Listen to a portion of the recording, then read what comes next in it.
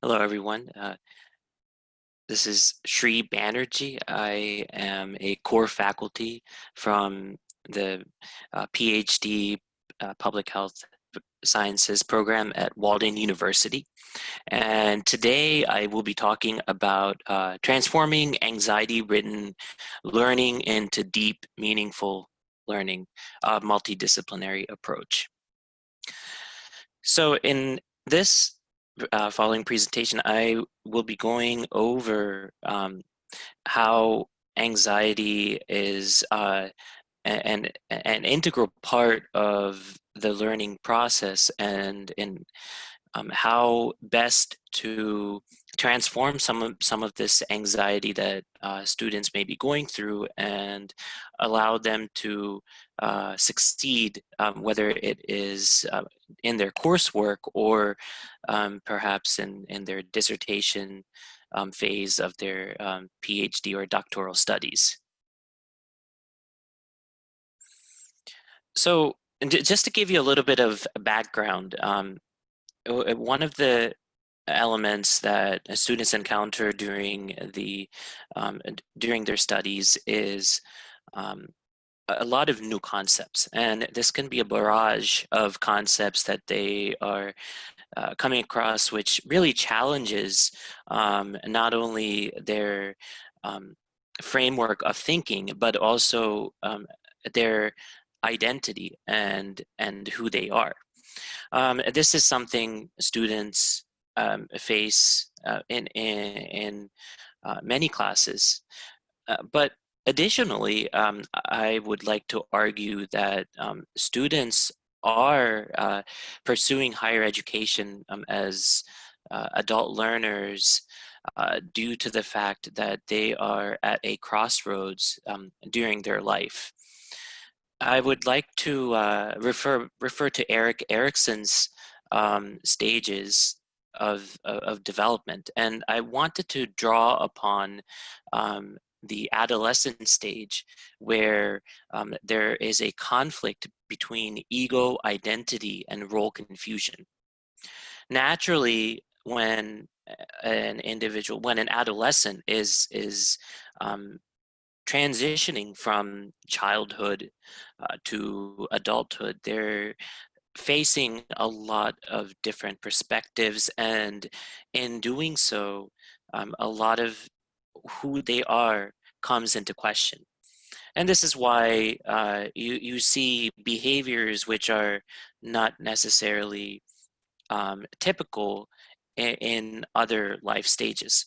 So expanding on that theory, if we use that same model and try to explain how learners and students encounter new material, it's not only integrating the new material that they're learning in their studies into their own worldview, but they are also at a crossroads where a lot of them are changing jobs. They are relocating for whatever reason. Maybe they were in the military for a long time and they're wanting to further their studies, or many different areas that they are encountering, which calls to question their very essence and their identity.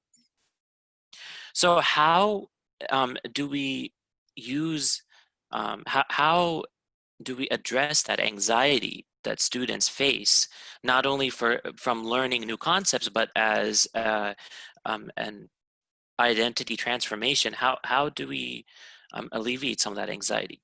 One of the main things, as you see in the slide, is building a relationship of trust with students. I mean, this is something that is quintessential to alleviating anxiety. So having announcements, having timely announcements, having expectations provided, these things are some of the obvious things that can be done to help alleviate anxiety. The syllabus that is already there that allows them to understand what are the expectations within the course, but also announcements help to further enhance these expectations. The other element that, and the reason I put this right after building trust um, is important. So resisting groupthink and hive mind mentality. So we here at Walden University, we have a predominantly Blackboard that we use, and there's a course shell, and certain aspects are already embedded within the course. And in some ways, we are trying to standardize, but then at the same time, personalize um, for the specific course that we're teaching when we're instructors. So it's important, it's very important to not just become a part of the group thinking and allow yourself to tailor your announcements and personalize them towards a specific course. This way, students feel more comfortable um, within that course environment and feel uh, do not feel as lost or not as anxious. Every type of contact, the third bullet point has, every type of contact has potential for deep, meaningful connections. So emails, correspondences, responses to group discussion posts, all of these have potential to create that connection so that the student doesn't feel anxious or lost within the course. So every word, the way you create responses. So for instance, when you're starting off an email, it may be a good idea at the beginning of the term especially to state, thank you for reaching out, um, thank you for your question, something encouraging so that they feel comfortable reaching out to you and feel like you are there for them and there to help them out and guide them. So and that goes to the next one, connecting with students on a personal level, keeping mental health and anxiety in mind.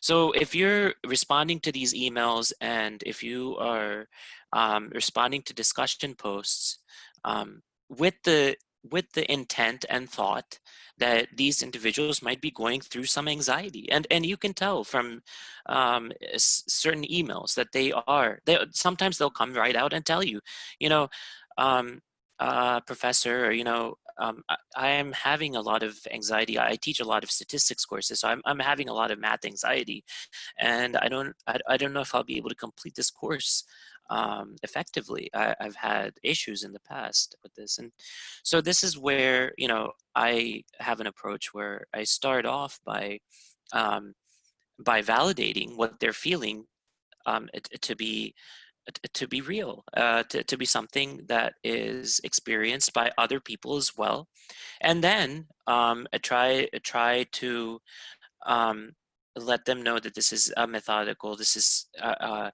slow build course or whatever it may be within your course, and then help them out in that way. And then, of course, carrying things beyond the classroom. So um, through emails, through other aspects, it's connections are created. So creating that is very important. And then, of course, the last two are important. Ask students to reflect by writing before, during, and after class. So having like a journal may help some individuals. This is something that you might suggest. And then finally, in the announcement section, maybe having some sort of place where you can have mental health resources available to students. So I'll be sharing some of that with you. One of those resources is a phone app. Very, very simple app. This is something that is helpful because of the fact that there's not somebody on the other side actively responding to your anxiety.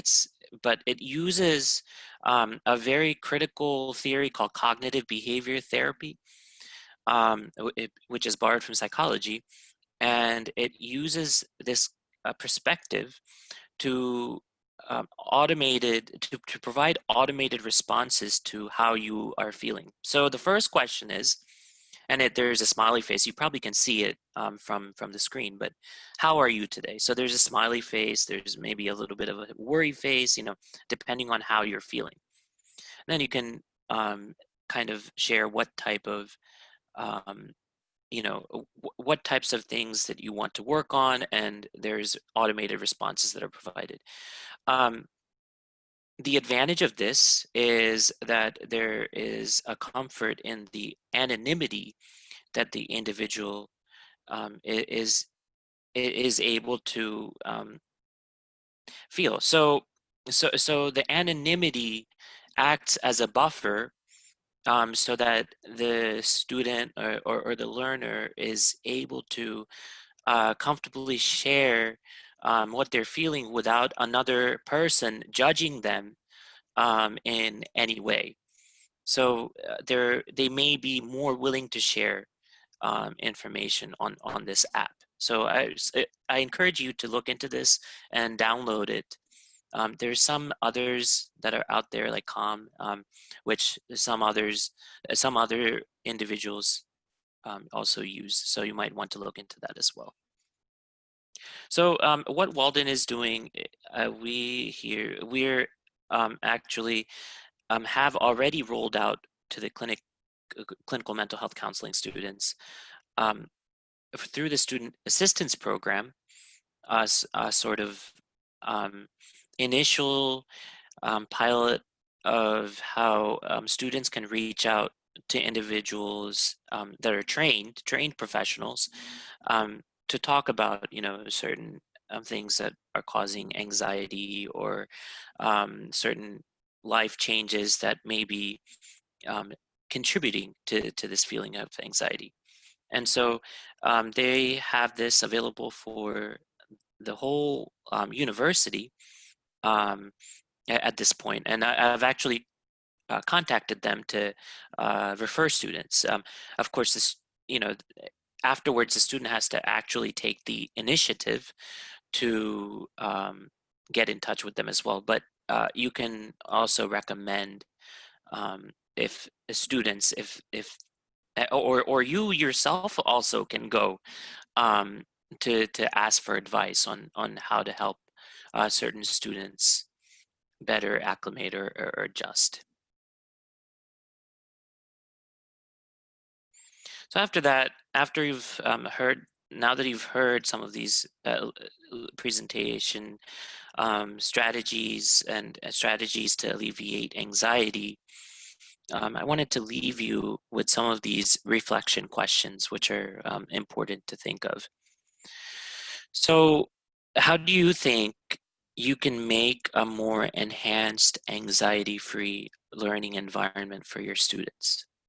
Um, how does discipline, how does the discipline or subject make a how does it make a difference in the type of strategies used? So you might have a different strategy for, say, in the counseling profession, um, while in the business profession, there might be another strategy that may be more effective. So try to brainstorm in your mind, and maybe write down on a piece of paper the types of strategies that may be used in your discipline that may be more effective than in other disciplines.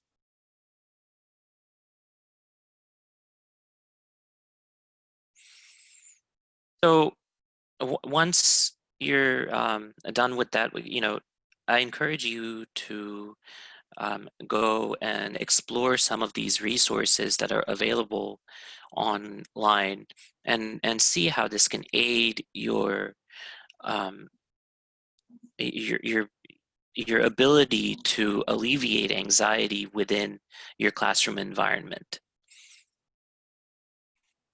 Thank you for listening.